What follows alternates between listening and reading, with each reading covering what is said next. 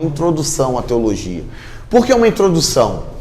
A gente precisa primeiro entender o que é teologia. Teologia fala diretamente de Deus, mas ao mesmo tempo a teologia ela abrange as doutrinas a respeito de Deus. Mas quando a gente está falando do homem, a gente está falando de pessoas que têm essa característica de reflexão a respeito de si e a respeito também de Deus. É isso que a gente tem que entender, que a teologia perpassa também por nossa reflexão. E o homem em si ele tem um aspecto religioso. Ele tem essa busca, ele busca um Deus para si.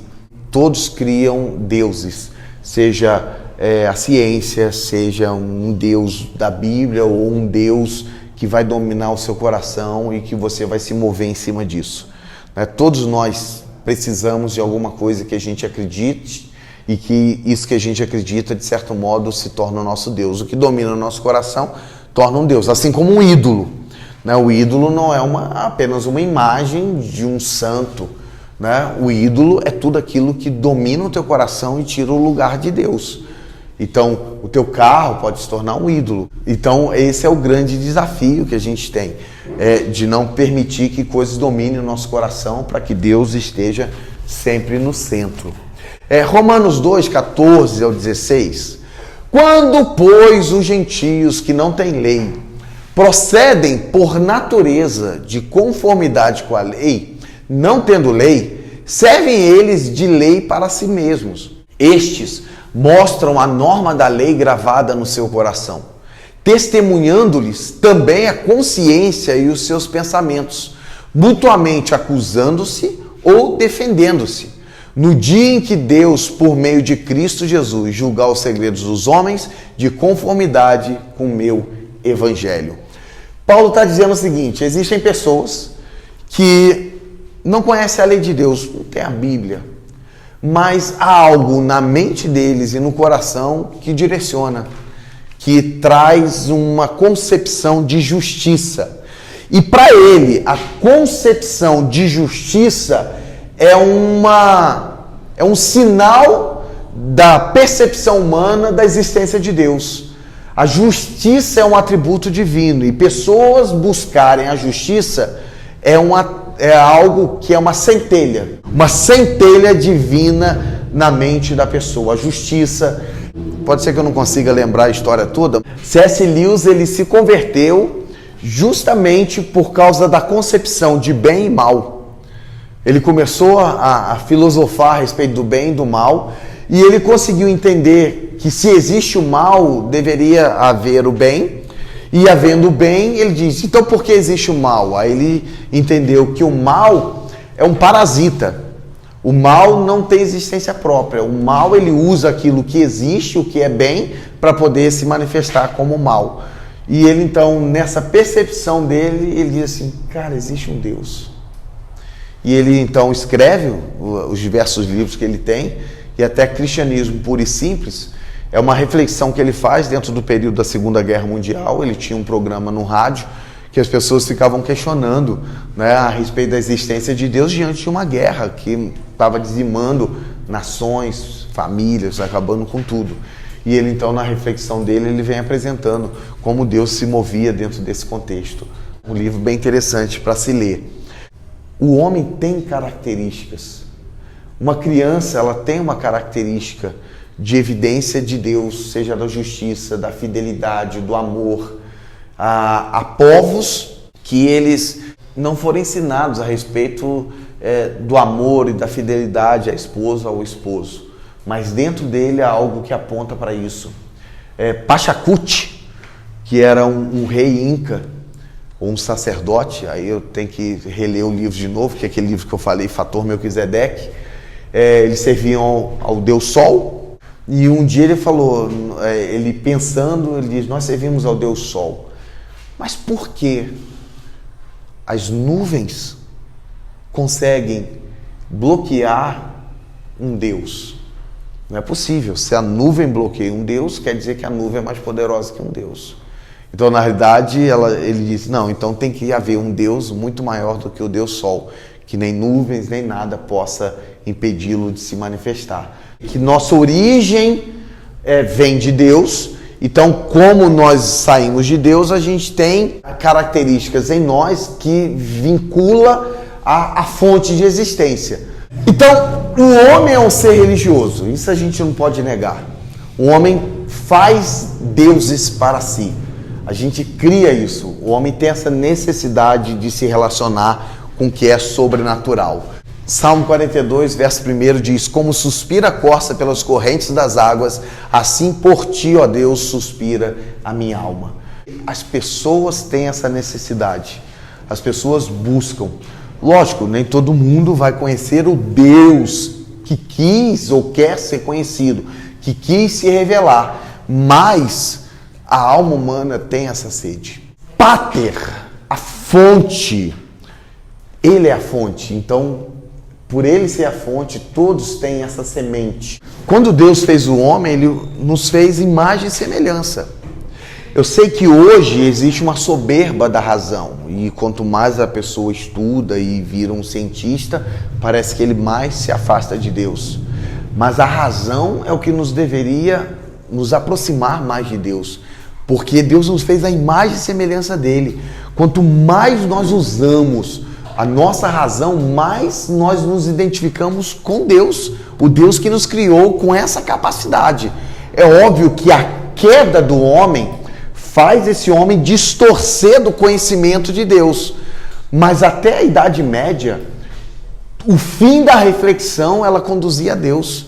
Até a Idade Média, quando as pessoas olhavam para a razão e buscavam o ápice, eles olhavam para Deus, o Deus que criou todas as coisas, a sabedoria plena, o ser pleno de conhecimento, Deus. Aí quando entra ali a modernidade, que a gente perde esse conceito, a gente começa a falar a respeito de provar através de repetições científicas Deus. Só que Deus não pode ser mensurado nesse sentido. O período da modernidade, né, com René Descartes, Galileu Galilei, Locke, Copérnico, então foi mudando a maneira de olhar para aquilo que era transcendente. Mas até a Idade Média, o transcendente que era o que dominava e governava todas as coisas. E a vós outros também, que outrora éreis estranhos e inimigos do entendimento pelas vossas obras malignas. Então, o nosso pecado, o pecado de Adão que nós herdamos e o nosso pecado, ele fez que nós nos afastássemos de Deus.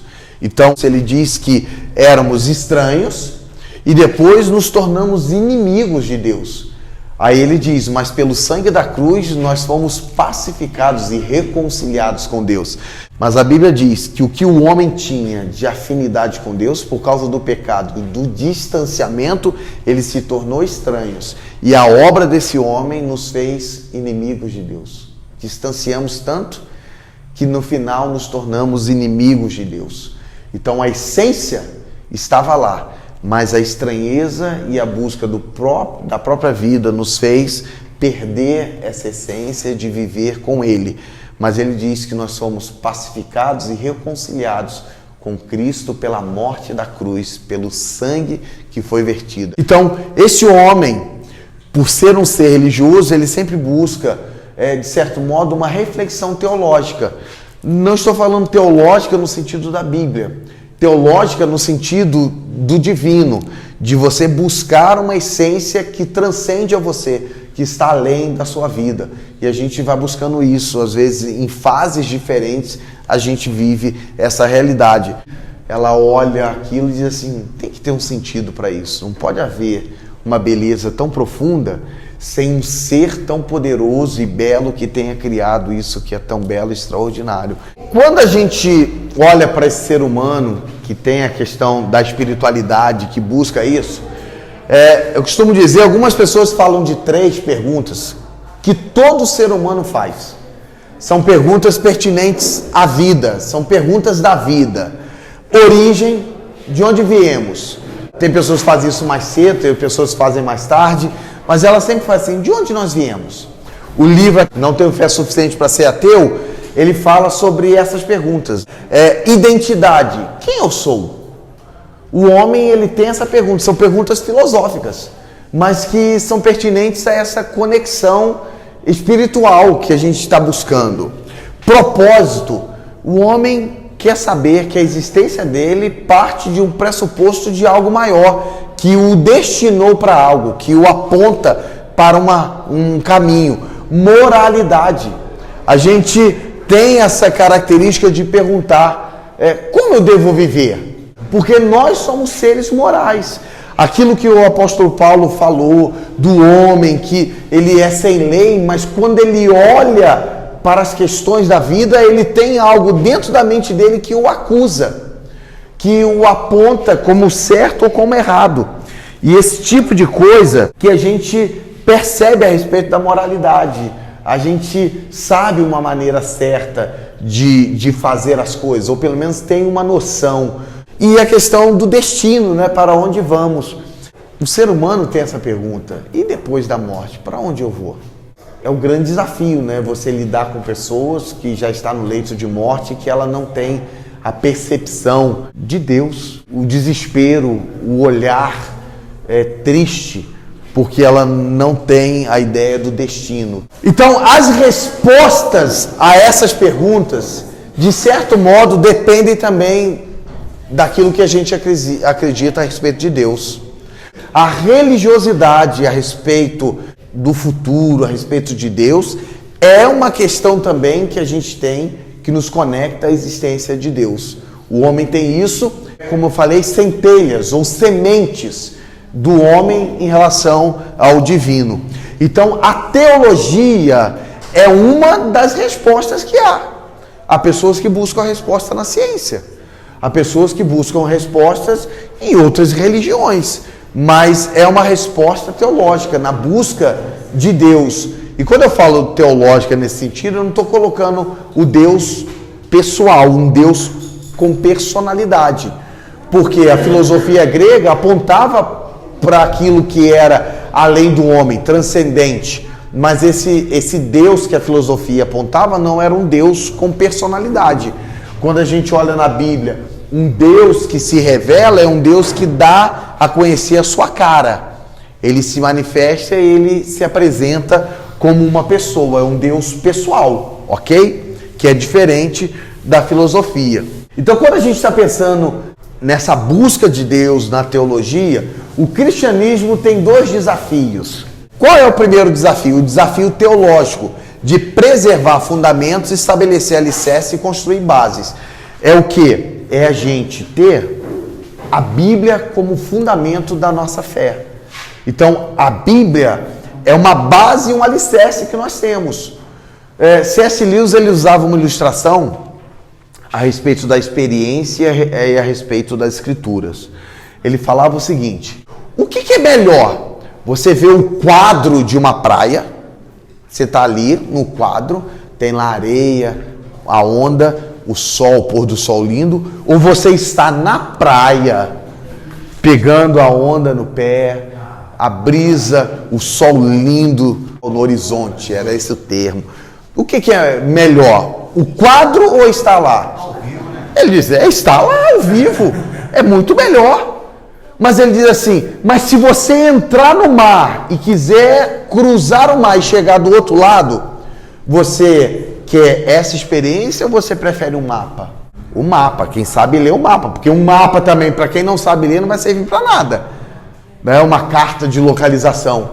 Mas o cara que sabe ler o mapa, ele vai chegar do outro lado. Ele diz assim, a experiência é muito melhor, mas se você quer cruzar a vida e chegar no lugar certo no final, você precisa do mapa. Aí ele diz, a Bíblia é o mapa. Então, na realidade, as pessoas que escreveram as Escrituras, que foram os que registraram o que Deus trazia de revelação, eles tiveram a experiência. O registro da Bíblia é secundário à experiência. Só que eles tiveram a experiência, que é a revelação primária de Deus para aquela pessoa. Então, ele teve uma experiência com Deus, mas Deus o inspirou para que ele registrasse essa experiência, para que servisse para nós hoje, que é o nosso mapa, para poder chegar do outro lado. Lógico que a experiência é melhor. Ele diz, a experiência é extraordinária e todos nós podemos ter. Mas se a gente quer cruzar o oceano da vida para chegar no lugar onde que Deus tem para nós, a gente precisa do mapa. Então o desafio que a gente tem é hoje ter nas Escrituras a nossa base de fé, ter na palavra de Deus o nosso guia, ter a palavra de Deus como nos orientar, como ela trazer ao nosso coração a revelação da verdade divina. Então é o desafio de termos a base teológica, e no nosso caso é a palavra de Deus.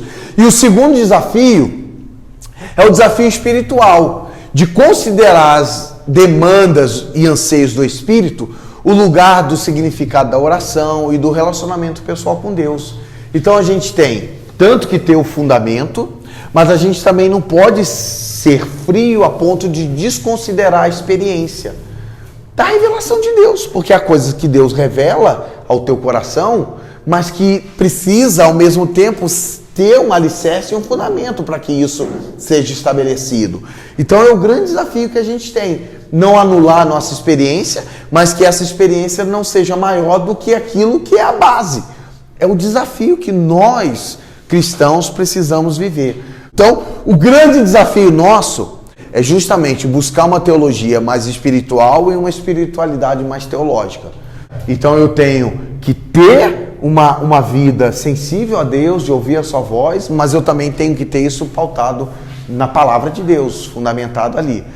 O sentido da palavra teologia. Teologia vem do grego theos, Deus, e logos, palavra, discurso, estudo. É um tratado ou um discurso racional a respeito de Deus. No meu discurso racional eu vou conseguir conceber Deus ou compreender, né? O que é compreender? Colocar ele dentro de algo? É óbvio que não, né? A gente não vai compreender Deus. Quer dizer que tudo a respeito de Deus vai estar concebido em mim, na minha mente, no meu falar. É impossível. Então não é isso que a gente está dizendo, mas a gente precisa ter um parâmetro. O esboço de teologia sistemática de Langston, ele fala da virtude de você ter uma compreensão, de ter uma definição, ainda que essa definição não consegue abarcar Deus em sua plenitude, mas é melhor você ter uma definição do que não ter nenhuma. E nesse caso, a definição de Deus nos ajuda a compreender mais, não que a gente vai alcançar essa plenitude.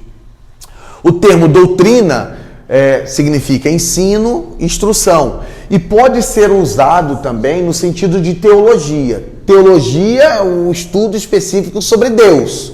Também abrange as doutrinas que a gente vai falar. Então a gente vai estar aqui falando sobre salvação, cristologia, hamartiologia, que é a doutrina do pecado. Então quando a gente falar de teologia, a gente está falando do estudo a respeito de Deus e ao mesmo tempo daquilo que concebe as doutrinas pertinentes a Deus. Teologia e a ciência. A gente tem hoje um grande desafio. Dizem que teologia não é ciência, porque não são ciências quantitativas, são aspectos qualitativos. Não é positivista. O positivismo trata de números. Nós temos aqui tantos alunos, tantos respondem, eu não compreendo a aula. Outros tantos respondem, eu compreendo. Aí a gente vai pegar o quê? Matematicamente, vão ver nas estatísticas quantos compreendem e quantos não compreendem. É um estudo positivista, de quantidade. A gente tem na população, tantos entendem que Deus existe, tantos entendem que Deus não existe. Positivismo. Aí são números quantitativos, mas a gente tem também uma interpretação construtivista, interpretativista, tem vários outros tipos aí de interpretação. Não tem como a gente quantificar Deus, quanto é Deus, mas a gente não tem como fazer isso. Mas porque não temos, não quer dizer que não haja sistematização e lógica, como na filosofia. Então, quando a gente fala da teologia como ciência, a gente está justamente dizendo há um rigor, há uma metodologia. Qual é a possibilidade da teologia? Um pré-requisito para se construir um sistema teológico é você construir uma questão metodológica, lógica, com organização. Então, a gente Tem princípios que a gente segue para alcançar uma teologia, conhecimentos específicos, mas a gente só consegue conhecer Deus porque Deus se revela. As Escrituras nos apresentam que a gente só pode alcançar Deus dentro dessa questão teológica que a gente está falando. A essência da teologia é Deus é que se revela. Deus é Espírito. A gente como que vai conhecer algo que é Espírito? Então Deus tem que se revelar. 3 tipos de revelações de Deus: revelação geral ou natural, revelação especial ou as Escrituras, e a revelação suprema, que é Jesus. Então, Deus se revelou através da natureza, Deus se revelou de forma especial nos registros da palavra, registrando, inspirando as pessoas a registrar a palavra de Deus, e a maior revelação de Deus à humanidade é Jesus. Os céus manifestam a glória de Deus e o firmamento anuncia a obra das suas mãos. A revelação especial é a palavra, a experiência, a revelação que Deus trouxe ao profeta e a inspiração de Deus a esse profeta para que ele registrasse aquilo que ele vivenciou em Deus. Havendo Deus outrora falado muitas vezes e de muitas maneiras aos pais pelos profetas. Aqui ele está citando o Antigo Testamento. E a revelação suprema. No princípio era o Verbo, e o Verbo estava com Deus, e o Verbo era Deus. Hebreus também, o verso 2, ele diz que Deus havia falado pelos profetas, mas agora aprove Deus falar-nos pelo Filho. Verso 2 de Hebreus 1. Então a revelação especial, que é as Escrituras em mãos, ela é necessária porque a experiência humana é falha. Eu posso interpretar a experiência que eu tenho com Deus de forma equivocada, não é isso? Nós podemos. Quantas vezes a gente tinha certeza de algo que Deus falou com a gente, aí depois você descobre que você tomou uma decisão errada. Então a gente precisa medir isso à luz da palavra. Então as Escrituras, ela é necessária porque a queda do homem trouxe uma insensibilidade ao espírito humano de conseguir perceber Deus em sua plenitude. Por isso Deus teve todo o trabalho de registrar isso e trazer até nós. Pessoas morreram, muitas pessoas morreram para que a gente tivesse esse livro em nossas mãos. A outra é a revelação geral, a natureza é falha no que diz respeito à salvação. A gente pode olhar com o coração sensível e falar assim, gente, esses céus dessa maneira, a vida do ser humano. João diz assim, estes, porém, o quê? Os escritos, o que foi registrado. Foram registrados para que creais que que Jesus é o Cristo. Então, Jesus é o Cristo, o Filho de Deus. Se ele é filho, ele tem a mesma essência do Pai. Então, o que Deus é, o Filho também é. Eu sou filho, eu tenho a mesma essência. Para que, crendo, tenhais vida em seu nome. Qual é o valor da teologia? Os textos inspirados pelo Espírito Santo servem para voltarmos ao relacionamento com Deus. O objetivo dele de deixar uma revelação é nos levar de volta para ele. É ser família dele. Ele quer que quando leiamos as Escrituras, essa palavra produza vida no nosso coração e a gente volte então a se relacionar com ele. Porém, existe uma grande dificuldade, os limites humanos. Por isso, Deus, para não deixar o homem largado à sua própria interpretação, à sua própria maneira de enxergar, ele traz de uma maneira plena essa revelação, que é através das Escrituras. Pedro fala aqui, porque nunca, jamais qualquer profecia foi dada por vontade humana. Entretanto, homens santos falaram da parte de Deus, movidos pelo Espírito Santo. Então, não é da parte humana. O profeta leva uma sentença de morte ao rei, dizendo assim, Deus vai te matar. O rei tinha autoridade para mandar matar o profeta, e muitos foram mortos. Então, concluindo, a gente começa hoje um outro percurso teológico das doutrinas.